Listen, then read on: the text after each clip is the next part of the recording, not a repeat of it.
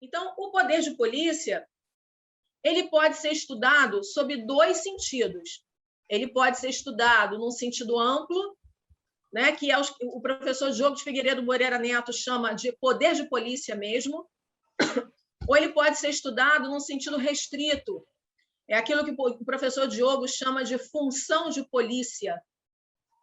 Então, o que é o poder de polícia, ou o sentido amplo do poder de polícia que a gente está tratando aqui?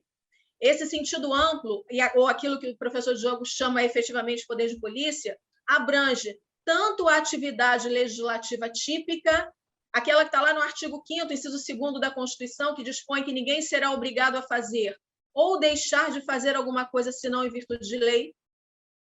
Quando, então, nessa função típica, o legislativo cria limites e condições às liberdades e aos direitos, então a atividade aqui do legislativo é primária, né? Quando a gente fala de criação de direitos, obrigações, limites do exercício de direitos, a gente está falando aqui de atividade primária, atividade típica do Poder Legislativo, aquela que está no artigo 5º, inciso 2º da Constituição.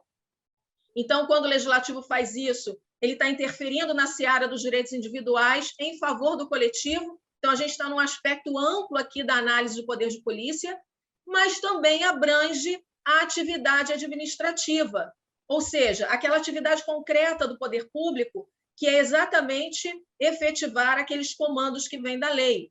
Então, aqui a gente tem uma atuação concreta da administração, sempre nos limites da lei. A gente também pode analisar o poder de polícia num sentido restrito, que é o que o professor Diogo chama de função de polícia.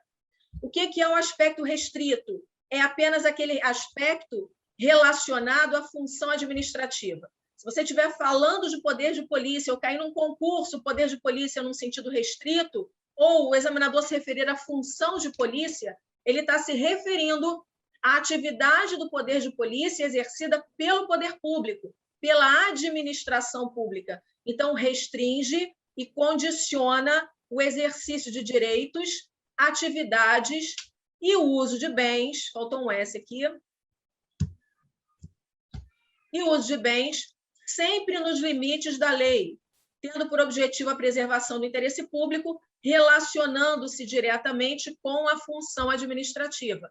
Então, aqui a gente tem uma relação direta do que se refere à função de polícia, ou o sentido irrestrito da função de polícia, com a função administrativa, que é exatamente nesse aspecto aqui que a gente vai se dedicar, né? Nós vamos estudar especificamente o sentido restrito do poder de polícia, a chamada função de polícia, que é o objeto de estudo para o direito administrativo. Porque quando você fala do sentido amplo, abrangendo a atividade legislativa típica, a gente está aí no âmbito do direito constitucional. Mas é importante que você saiba disso, porque cai em prova, às vezes, o examinador te fazer pergunta abrangendo a função, o poder de polícia no seu sentido amplo.